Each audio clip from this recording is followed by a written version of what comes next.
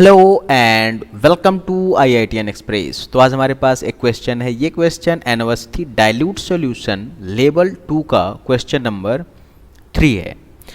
ये क्वेश्चन क्या कह रहा है कि at 48 degree Celsius the vapour pressure of pure CS2 is 850 torr.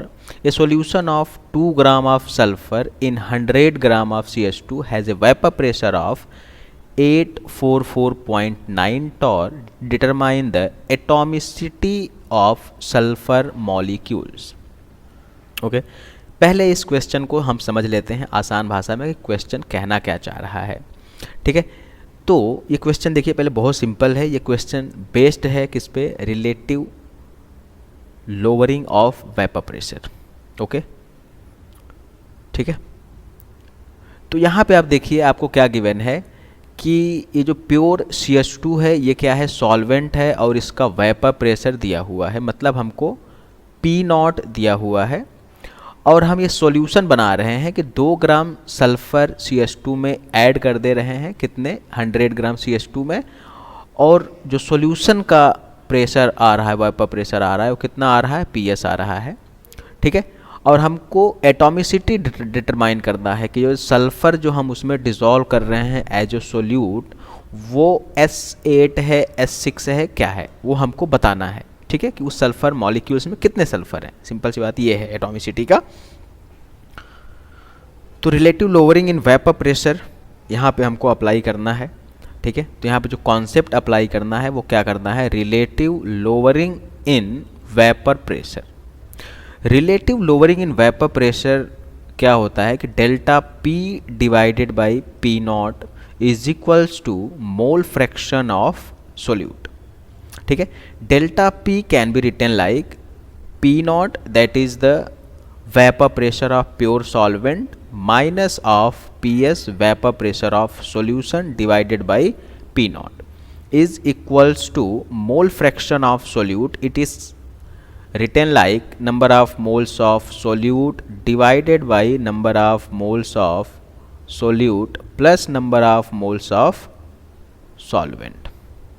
Okay, P0 हमको given है, कितना है? 850 and PS is also given, that is 844.9 divided by P0 that is 850 torr is equals to number of moles of solute can be written like weight of solute divided by molar mass of solute. तो weight of solute कितना है? 2 ग्राम divided by molar mass of solute. हम molar mass of solute find कर लेंगे, मतलब molar mass of sulfur find कर लेंगे और molar mass of sulfur find करने के बाद हम क्या करेंगे? उसको सल्फ़र के एक एटम के मास से डिवाइड करेंगे, जिससे हमको पता चल जाएगा कि सल्फ़र कितने हैं। ठीक है, तो वेट बाय मोलर मास हो गया, again weight by molar mass plus यहाँ पे number of moles of solvent that is weight is 100 divided by molar mass कितना है CS2 का? 76। ओके, अगर इसको हम फर्दर सिंप्लीफाई करें तो हमको मिलता है क्या कि 5.1 डिवाइडेड बाई 850। फर्दर इसको सिंप्लीफाई करें, we are going to get this is going to be like 2 divided by molar mass whole divided by 2 into 76 plus 100 m divided by 76 times molar mass. ठीक है, इसको हमको फर्दर सिंप्लीफाई करना पड़ेगा। When we are going to simplify it we are going to get 5.1 divided by 850 is equals to, अब ये this thing is going to here and this thing is going to here, और हमको क्या मिलने वाला है? यहाँ से ध्यान दीजिए, 2 इंटू 76 m क्या होगा? कैंसिल हो जाएगा। This m got cancelled by this m, और फर्दर हमको क्या मिल रहा है? 2 इंटू 76 प्लस 100 m। ठीक है, इसको क्या कर देना है? इन्वर्स कर देना है। तो it's going to be like 850 divided by 5.1 is equals to 2 into 76 divided by 2 into 76 and plus of 100 m divided by 2 into 76। This got cancelled और इसको हम सिंप्लीफाई करें तो we are going to get 1.166.66 is equals to 1 and plus of 100 m divided by 152।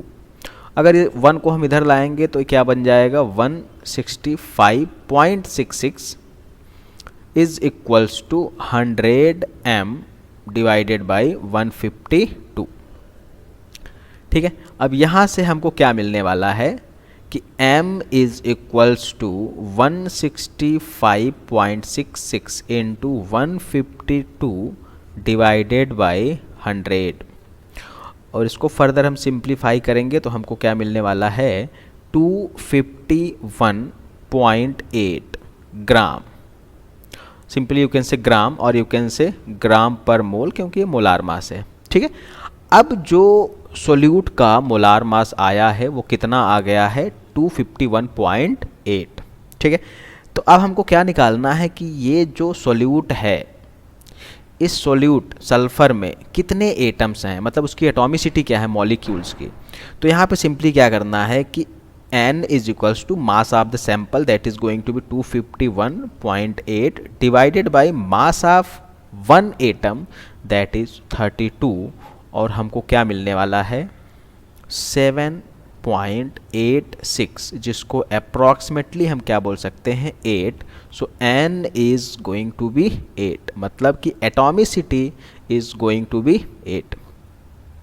ठीक है, atomicity कितना हो गया सॉल्यूट का 8। तो यहाँ पे देखिए कि option D is going to be the correct answer. Okay, so hope you got the answer. Thanks for watching and have a good day.